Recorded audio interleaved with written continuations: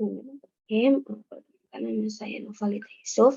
Di sini saya akan menjelaskan kembali tentang industri kertas.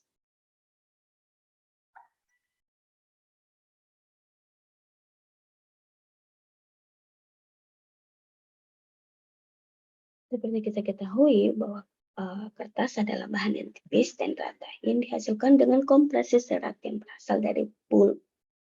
Serat yang digunakan biasanya adalah serat alami dan mengandung selulosa dan hemiselulosa. Kertas ini dikenal sebagai media utama untuk menulis, mencetak, serta melukis. Dan banyak kegunaan lain yang dapat dilakukan dengan kertas.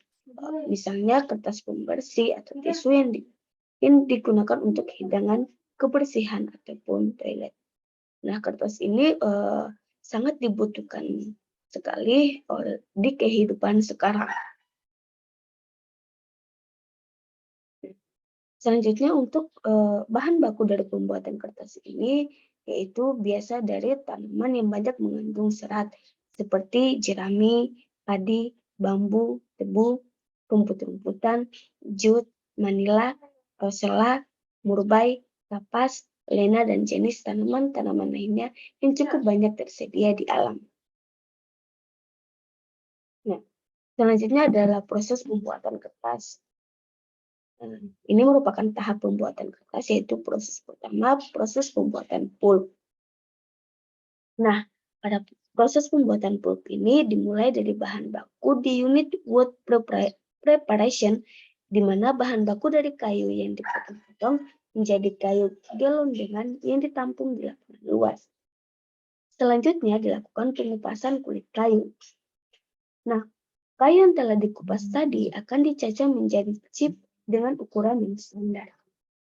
Nah, pada tahap selanjutnya ada pengolahan bahan baku.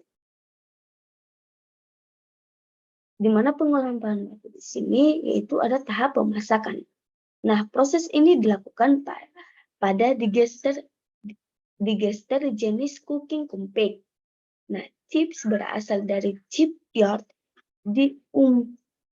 dilimpahkan ke dalam chip buffer yang terdapat pada ujung belt conveyor.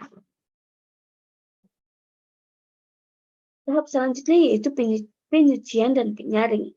Nah, di mana penyucian dan penyaring ini memiliki beberapa tahap lagi, yaitu tahap pertama deknoting, di mana pulp masih mengandung knot atau mata kayu ini yang tidak masak. Ini akan dilakukan pemisahan knot dengan 3 tahap untuk pemisahan yang efisien. Kemudian screening. Pada primary screening ini sebagian besar shift adalah reset, tetapi dalam pemisahan masih banyak serat yang ikut. Nah, agar tidak banyak fiberat atau serat, maka reset disaring pada tahap 2. Nah, setelah disaring pada tahap 2 akan disaring lagi pada tahap ketiga. Langkah selanjutnya yaitu brown stock washing, di mana kotoran-kotoran yang terlalu dalam pulp ini dicuci di brown stock yang dilakukan secara berlawanan arah. Nah, pada Dewa Fairing Press, pulp dipres untuk mencapai konsentrasi sekitar 10%. Setelah itu diencerkan dengan filtrat dari first oxygen press pada screw dilution. Nah, tahap selanjutnya yaitu oksigen delignifikasi. Nah, di mana proses ini merupakan proses pre-bleaching yang berguna untuk mengurangi kandungan lignin dari pulp coklat. Proses ini berlangsung pada medium konsentrasi dengan temperatur dan tekanan tinggi. Tahap selanjutnya bleaching, di mana proses ini yaitu untuk pemutihan pada pulp. Proses selanjutnya yaitu proses pembentukan lembaran pulp, di mana tahap penyaringan dan membentuk serat yang lebih homogen tanpa ada pengatur yang halus maupun kasar. Selanjutnya dilakukan pengurangan kadar air Setelah itu dikeringkan menggunakan steam dan terakhir dilakukan pemotongan kertas atau pemotongan pulp dan dikemas. Berikut ini adalah pengolahan limbah kertas, di mana bisa kita olah dengan penanganan dengan sistem penggunaan kembali atau reused.